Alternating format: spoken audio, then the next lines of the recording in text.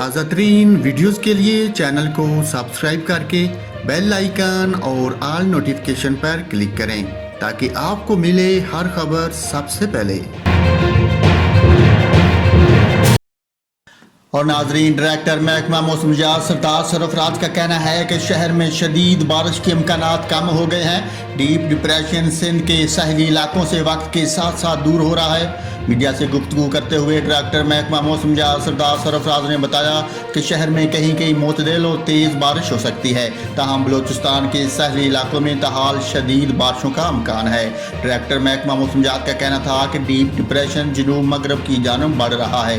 कल तक सिंध में बारिश का इम्कान ख़त्म हो जाएगा। सरदार सरफराज ने मजीद कहा कि शहर में अर्बन फ्लडिंग के इम्कानात भी कम हो गए हैं। नाज़रीन, आपको कराची में मौसम की सूरत हाल से आगाह किया है। कराची में शदीद बारिशों के इम्कानात कम हो गए हैं। कराची को साइक्लोन तूफान से कोई खतरा नहीं।